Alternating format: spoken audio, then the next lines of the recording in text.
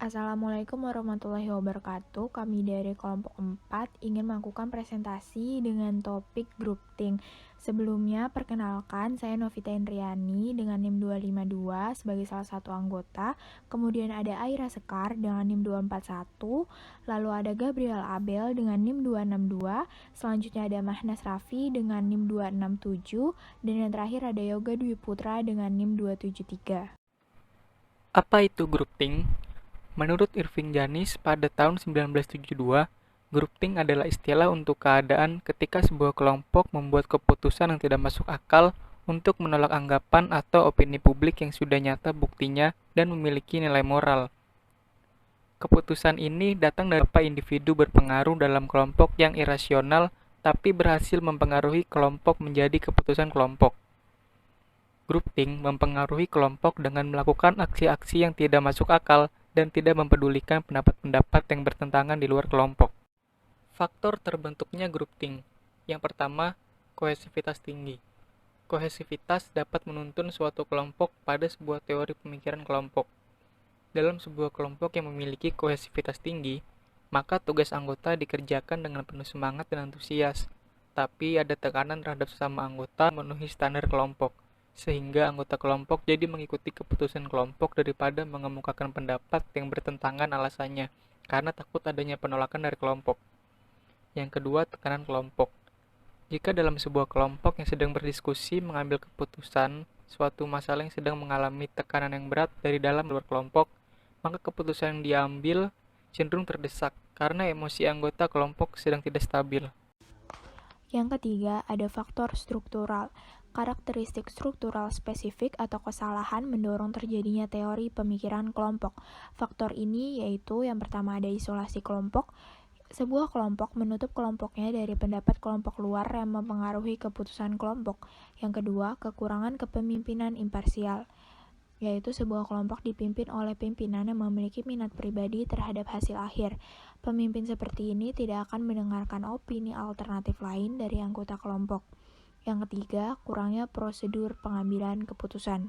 Tidak adanya prosedur dalam pengambilan keputusan dalam suatu kelompok dan kegagalan untuk memiliki norma yang berpengaruh dalam mengevaluasi masalah. Yang terakhir, ada homogenitas latar belakang. Tanpa keragaman latar belakang sosial, pengalaman dan ideologi akan mempersulit pengambilan keputusan yang diambil dari sudut pandang yang berbeda. Cara mencegah terjadinya groupthink. Yang pertama, mendorong semua orang untuk menjadi evaluator kritis dan menunjukkan tempat mereka kapanpun mereka hadir. Yang kedua, hindari mempunyai pemimpin yang menyatakan sebuah pilihan di muka umum.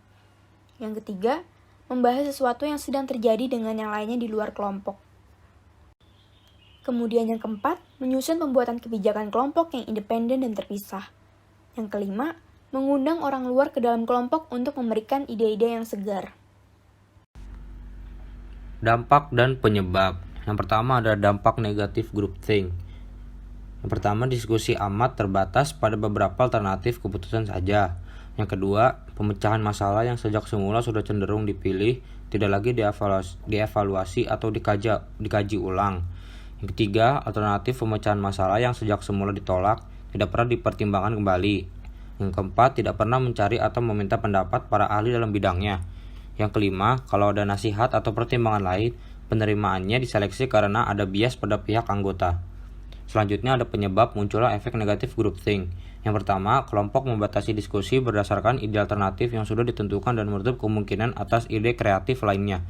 Yang kedua, tidak adanya pengkajian ulang atas ide awal yang dikemukakan oleh segelintir individu pemilik power terbesar dalam kelompok. Yang ketiga, pengabaian pendapat minoritas. Yang keempat, tidak melibatkan seorang pakar atau ahli bidang yang dibutuhkan dalam membuat atau pengambilan keputusan. Yang kelima, memusatkan perhatian hanya pada informasi yang mendukung pengambilan keputusan. 3 asumsi penting dalam groupthink. Yang pertama, terdapat kondisi di dalam kelompok yang mempromosikan kohesivitas tinggi. Yang kedua, pemecahan masalah kelompok pada intinya merupakan proses yang terpadu. Terakhir, kelompok dan pengambilan keputusan seringkali bersifat kompleks. Selanjutnya adalah contoh groupthink dalam kehidupan sehari-hari. Yang pertama, saat kita sedang berdiskusi kelompok, di mana anggota kelompok yang lain setuju akan satu sama lain dan menarik kesimpulan, sementara saya berpikir dan bertanya kepada teman di sebelah saya, apakah ini keputusan yang terbaik untuk masalah ini? Hal ini cenderung mematikan pendapat yang lain. Yang kedua, dalam sebuah rapat, pernyataan seseorang dibungkam atau tidak diperhatikan sama sekali, maka anggota kelompok lebih berpikir memilih suara dominan ketimbang memilih menentang keputusan atasan.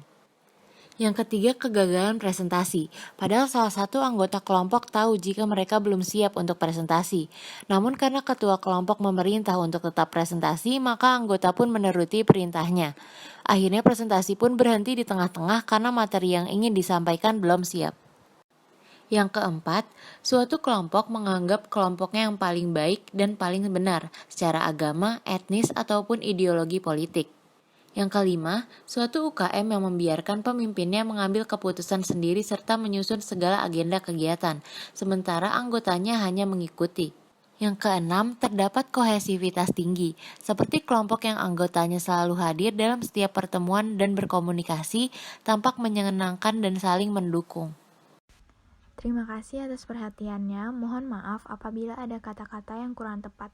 Demikian akhir presentasi dari kelompok kami. Wassalamualaikum warahmatullahi wabarakatuh.